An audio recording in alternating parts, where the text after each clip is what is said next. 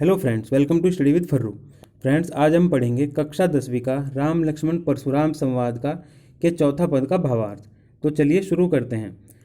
कौशिक सुनहु मंद येहु बालकु, कुटिलु कालबस निज कुल घालकु। कौशिक यानी विश्वामित्र जी। घालकु का मतलब होता है नष्ट और मंद का मतलब होता है मूर्ख। लक्ष्मण जी के कटु वचन सुनकर परशुराम जी का क्रोध और बढ़ गया। फिर वे विश्वामित्र से बोले कि हे कौशिक यानी कि विश्वामित्र, सुनो, यह बालक तो बहुत ही कुबुद्धि और कुटिल है। काल के वश में आकर यह अपने पूरे कुल को नष्ट कराना चाहता है। भानुवंश राकेश कलंकु, निपट निरंकुशु अवधु अबुधु असंकु। भानुवंश यानी कि सूर्यवंशी, राकेश मतलब चंद्रमा, कलंकु का मतलब होता है धब्बा, निरंकुशु मतलब जिस पर किसी का दबाव ना हो, असंकु मतलब शंका रहित या निडर।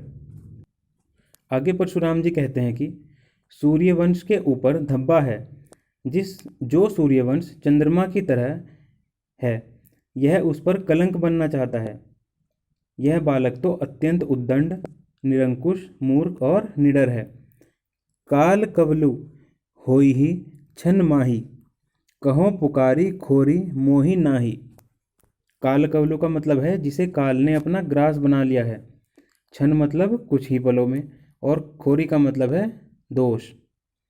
फिर परशुराम जी कहते हैं कि अभी पल भर में ही यह काल का ग्रास बन जाएगा, अर्थात इसकी मृत्यु तय है, निश्चित है इसकी मृत्यु। मैं आपसे कह रहा हूँ, फिर मुझे दोष मत दीजिएगा। तुम हटकहु जो चहहु उबारा, कही प्रतापु बलु रोषु हमारा। छटकहु मतलब मना करने पर, और रोषु का अर्थ होता है क्रोध। फिर परशुराम जी कहते हैं कि यदि आप लक्ष्मण को मृत्यु से बचाना चाहते हैं तो मेरे प्रताप, बल और क्रोध के बारे में इसे बता दो। इसे मुझे हट करने से मना कर दो। लखन कहेऊ मुनि सुजसु तुम्हारा, तुम्ही अछत को बरने पारा। सुजसु का मतलब है सुयश, अछत मतलब अक्षत, और बरने का अर्थ होता है वर्णन करना। परशुराम जी की बातें सुनकर लक्ष्मण फिर बोल पड़े। वे कहने लगे कि हे मुनि, आपका सुयश आपके अलावा दूसरा कौन वर्णन कर सकता है, यानी कि आपके बारे में आपके अलावा और कौन सही सही बता सकता है। अपने मुँह तुम आपनी करनी, बार अनेक भांति बहु बरनी।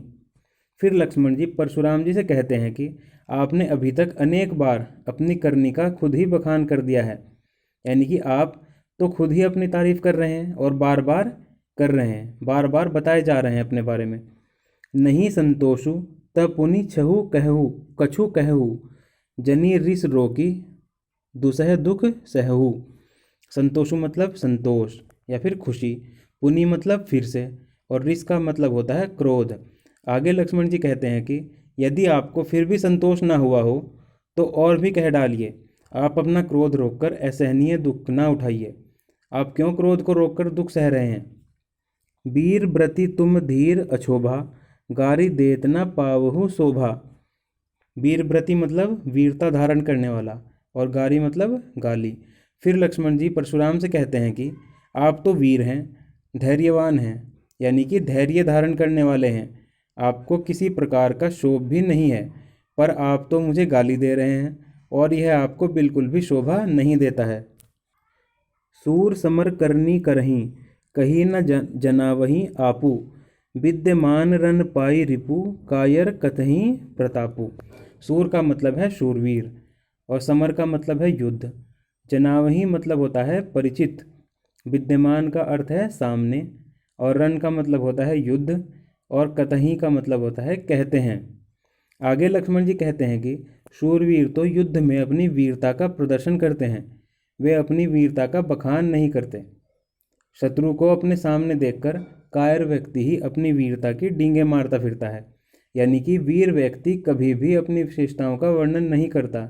युद्ध भूमि उसकी विशेषताओं के बारे में बता देती है, और कायर व्यक्ति ही खुद की प्रशंसा करता फिरता है।